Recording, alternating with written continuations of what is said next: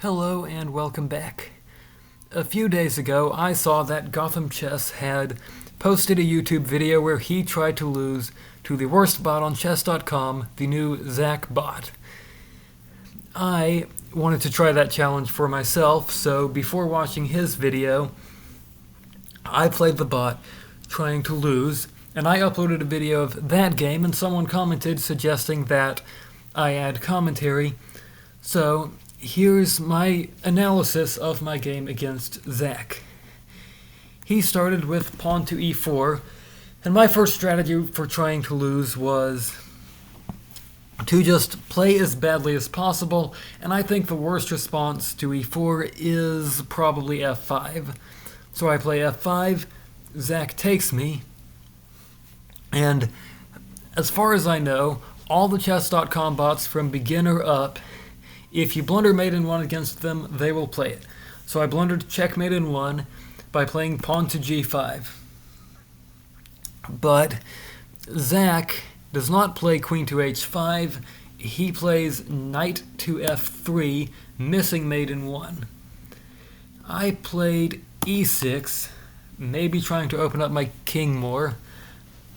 Zach played b3. I played g4, hoping that the knight will move and his queen will activate, or at least that's probably why I played it. Zach played c4, I played queen to g5, trying to give Zach my queen. But Zach doesn't take my queen, he plays g3, so I force him to take my queen.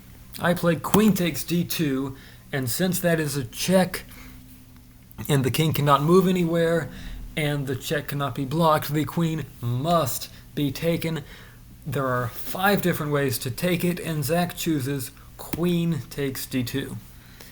I play pawn to d5, opening myself up further. Zach develops his bishop to a3. I played knight to f6. At this point, I don't really know what blunders to make.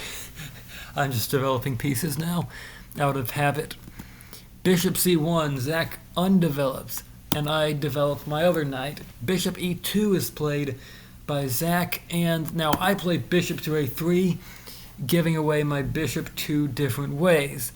But Zach does not take it, he plays pawn to c5. Now I castle, putting my king into danger because he is very open, and white has a lot of pieces that he can attack my king with. But Zach decides not to attack my king and rather to play queen to c2, pretty much removing his ability to attack my king. I played knight to d4 because I'm trying to give away my pieces. But he doesn't want my pieces. He plays knight to c3, giving the queen away. I play e5. Zach plays knight a4. I played bishop takes f5 because I thought that was a free bishop. I did not realize that my knight was defending it. Zach plays knight takes e5, taking a pawn and losing his queen 2 different ways. I decide I can give a knight away too with knight takes b3. This bishop is also now free. Zach plays pawn to c6, and I play b5. I'm trying to lose every piece I can. My bishop, my knight, and this pawn are now under attack, but Zach, deliberately programmed to be easily beatable by even the newest chess players, plays knight to c4.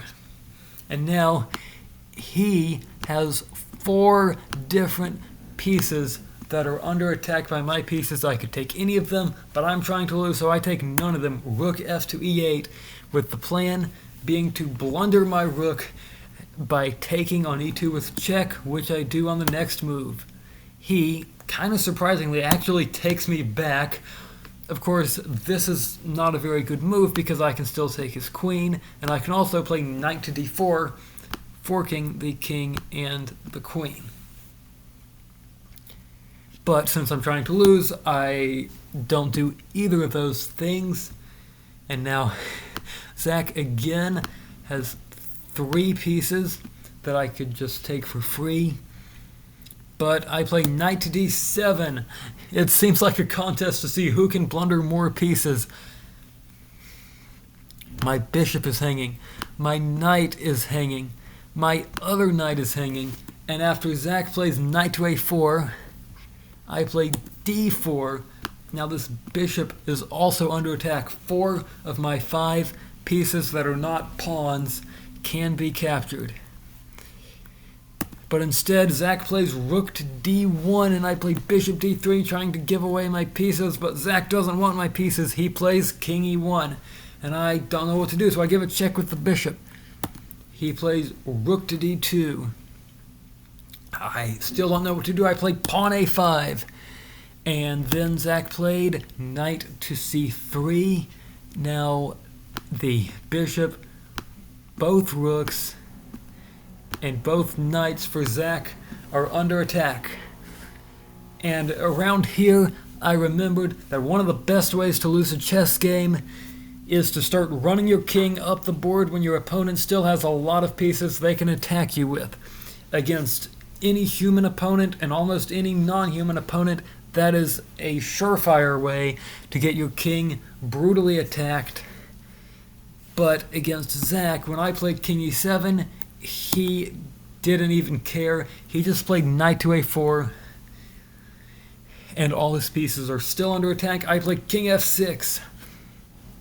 Zach plays pawn to f4, and to make my king run easier, I take the pawn en passant.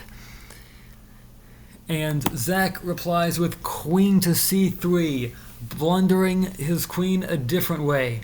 I play king takes a e5. My king is now in the middle of the board and can be hunted by most of the white army. But instead, Zach just pushes a pawn 1 square, and I continue the king march with king to e4. This bishop on d3 can be captured with check, but instead Zach moves the queen to b2, and I play king e3. Rook to f2 would be a checkmate, except that that rook cannot move because it is pinned to the white king. Zach takes a free knight on b3, one of the first good moves he's played all game, and I take back his knight, and with his queen under attack, he can take on d3, and that would be checkmate. But Zach is not programmed to win. He moves his queen only 1 square. That looks like a mouse slip that a human would make.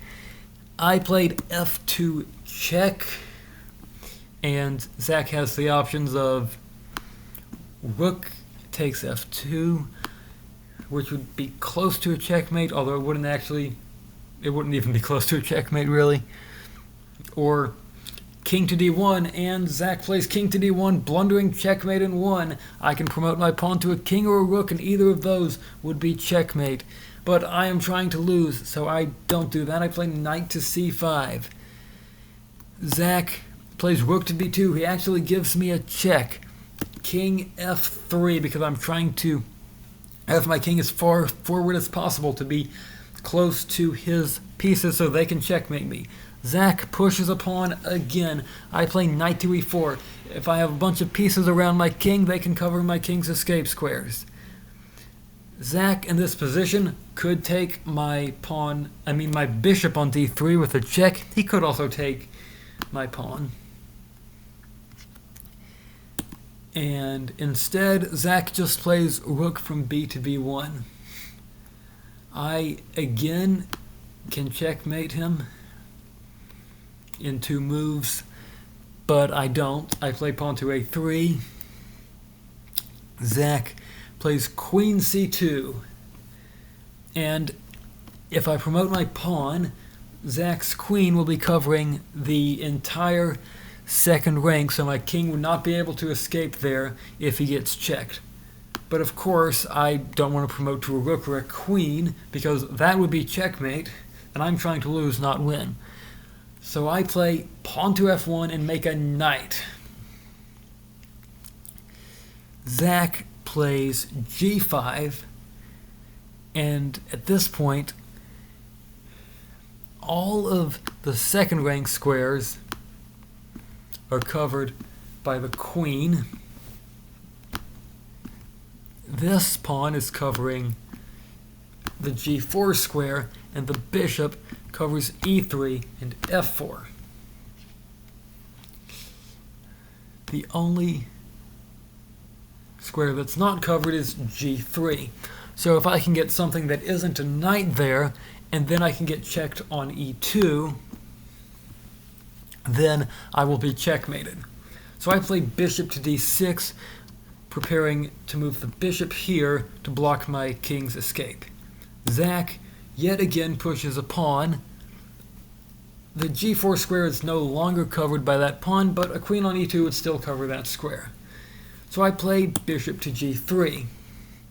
Zach plays rook to b7, and I fulfill my grand plan by playing bishop to e2 and forcing Zach to take my bishop and checkmate me.